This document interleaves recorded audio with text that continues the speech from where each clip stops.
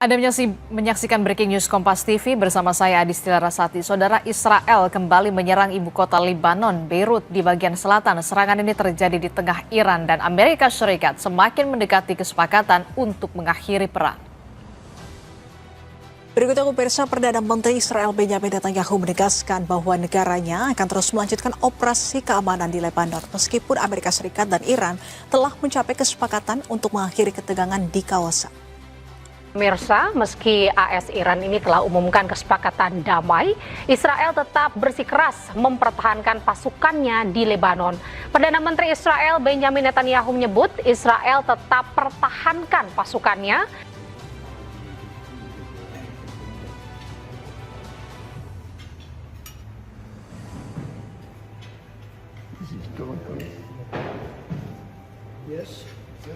Bravo.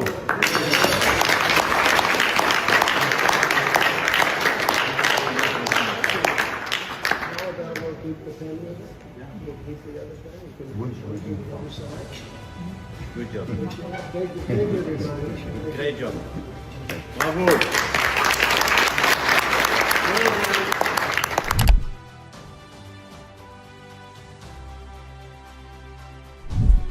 Siapa yang menabur angin akan menuai badai. Inilah gambaran yang pas untuk melihat kembali yang terjadi di Timur Tengah setelah Israel kembali melancarkan serangannya ke wilayah Lebanon. Bagi beberapa negara, percikan ini bukan hanya sekadar membakar lumbung padi, melainkan kembali menyeret Amerika dan Iran ke dalam kegagalan negosiasi. Di tengah situasi tersebut muncul sebuah spekulasi bahwa Amerika Serikat mulai menolak mengirimkan bantuan ke Israel. Pernyataan ini sendiri muncul setelah salah seorang pejabat AS menyerukan menghentikan bantuan ke wilayah Israel yang sedang berkonflik. Bukan hanya itu, dalam beberapa kali kesepakatan Amerika dinilai tak lagi menjadikan Israel sebagai sekutu utamanya.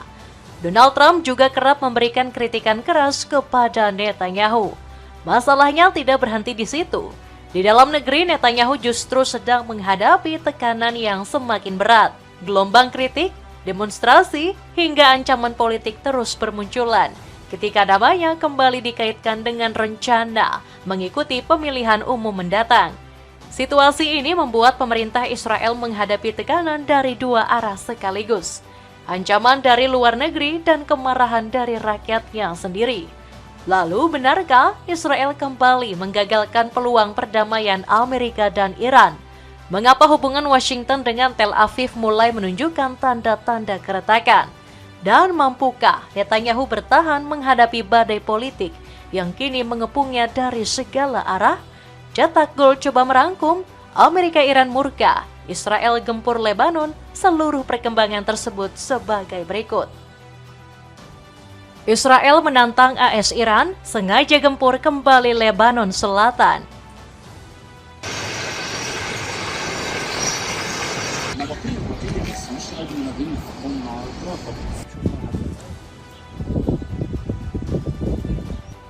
Israel kembali menabur bara api pertikaian. Serangannya ke wilayah Lebanon Selatan pada hari Rabu, 17 Juni 2026 ini dilakukan ketika kesepakatan damai antara Amerika dan Iran sedang terjadi.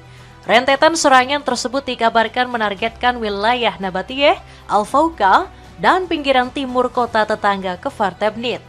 Serangan ini diduga juga melibatkan beberapa drone yang menyasar kota Ansariyeh di Zahrani. Memang setelah terjadinya kesepakatan antara Amerika dan Iran, sempat terjadi penurunan serangan. Namun pihak militer Lebanon sendiri memilih agar masyarakat tidak kembali terlebih dahulu ke wilayah mereka. Rentetan serangan ini membuat dunia kembali bertanya, apakah kesepakatan damai yang terjadi hanya sekedar formalitas semata? Bukankah perjanjian antara Iran dan Amerika juga mencakup sekutu mereka, yaitu Lebanon dan Israel? Atau Israel merasa jika dirinya bukanlah bagian dari kesepakatan yang hendak dicapai? Menurut kabar yang beredar, Israel sendiri tidak mendapatkan salinan terkait draft nota kesepahaman atau MOU yang disepakati dengan Iran. Laporan media Israel menyebutkan jika nota kesepakatan tersebut baru akan diberikan ketika kesepakatan telah tercapai di Swiss telah terjadi. Banyak pihak menduga bahwa meningkatnya kasus ini karena kerenggangan antara kedua pemimpin negara, Donald Trump dan Netanyahu. Amerika Serikat menolak permintaan Israel untuk melihat nota kesepahaman yang baru disepakati sebelum seremoni penandatanganan yang diperkirakan akan digelar di Swiss akhir pekan ini. Dikutip dari The Jerusalem Post pada 16 Juni 2026. Sebagai informasi, pada 17 Juni kemarin sudah dilakukan penandatanganan perjanjian di Prancis antara pihak Amerika Serikat dan Iran. Baru pada tanggal 19 Juni nanti akan dilanjutkan di Swiss. Namun, sebuah pernyataan serupa juga datang dari koresponden diplomatik untuk stasiun televisi Israel, Guy Azriel. Ia menyebutkan bahwa saya sekarang dapat mengonfirmasi bahwa Israel telah secara resmi meminta akses kepada MOU Iran dan ditolak. Sebuah perkembangan yang luar biasa antara sekutu-sekutu dekat ini dalam isu yang sangat penting bagi keamanan nasional. Pelarangan terhadap akses ini kembali membuat kita bertanya-tanya, apakah Israel memang sengaja dibutakan dari perjanjian? Mengingat isu sebelumnya menyebutkan jika Israel memang tidak mau terlibat dalam kesepakatan antara Amerika dan Iran.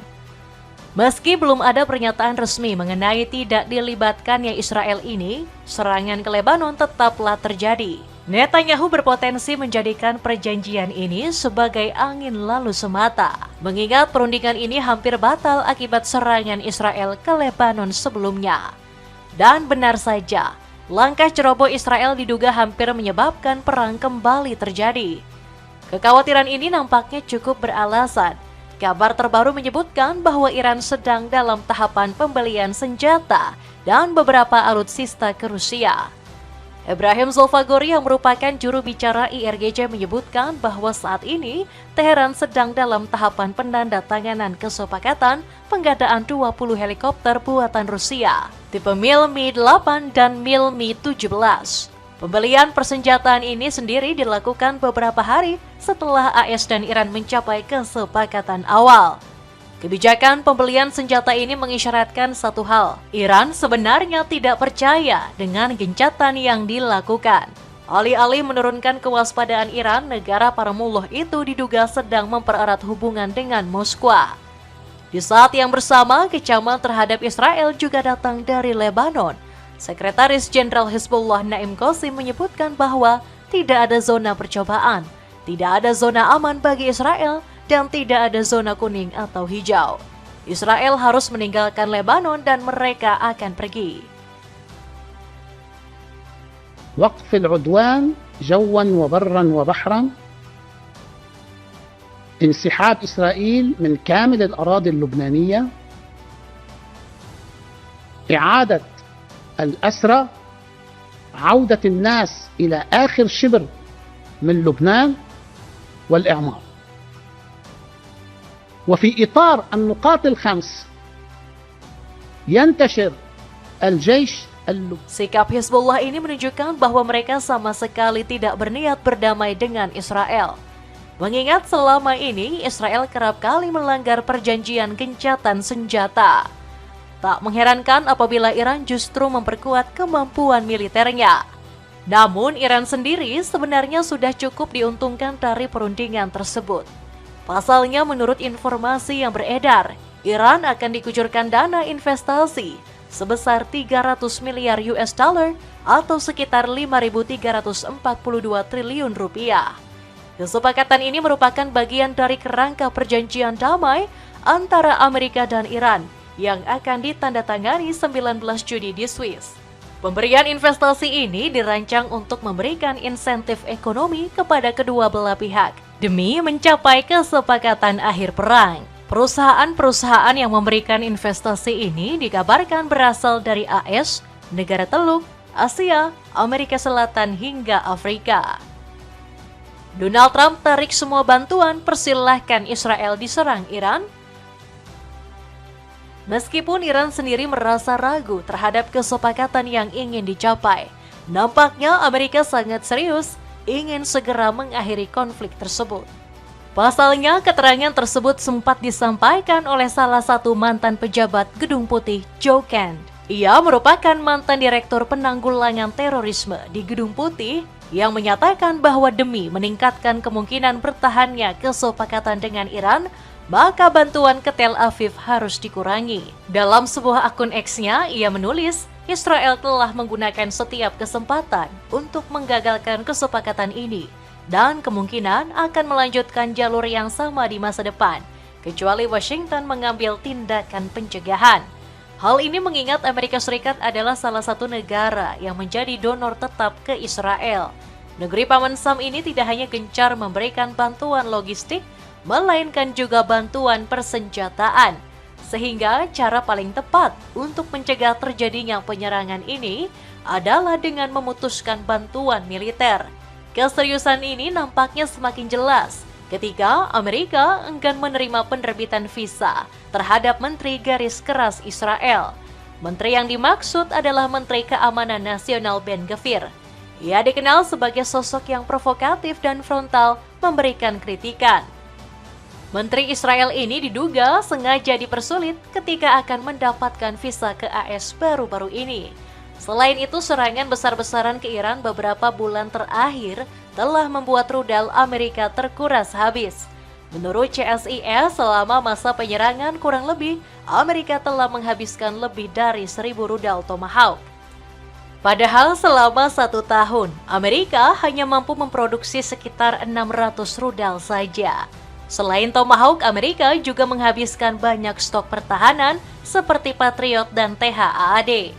Diperkirakan ada sekitar 1.060 hingga 1.430 pertahanan udara yang digunakan selama perang.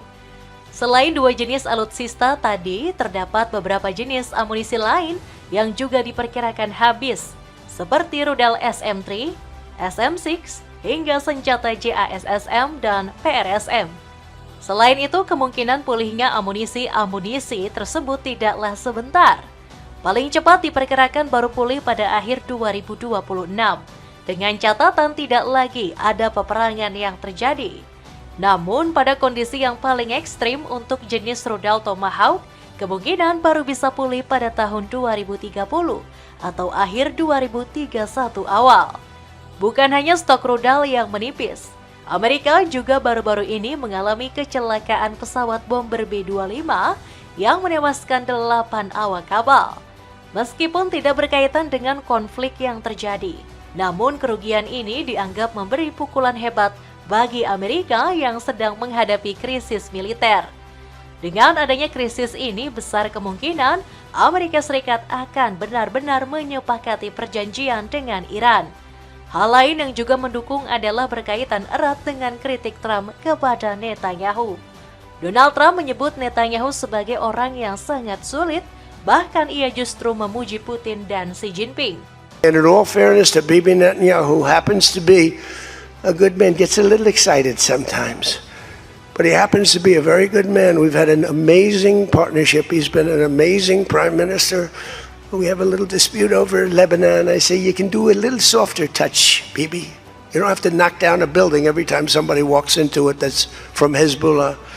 Kedua pemimpin negara ini justru dipuji karena dianggap telah membantu Amerika dalam menyelesaikan konflik dengan Iran. Bahkan Donald Trump mengusulkan agar sebaiknya Suriah yang memerangi Hezbollah. Israel dianggap tidak mampu menyelesaikan konflik yang terjadi dengan Lebanon. Saya menyarankan kepada Israel untuk membiarkan Suriah menangani Hezbollah karena sejujurnya, saya pikir mereka akan melakukan pekerjaan yang lebih baik, ujar Trump saat berbicara dalam KTT G7. Dapatkan paket bundling 3 pieces celana pendek pria super nyaman yang lagi turun harga. Cek link di bawah ini buat dapetin harga promo. Kekacauan dalam negeri Israel membuncah hebat.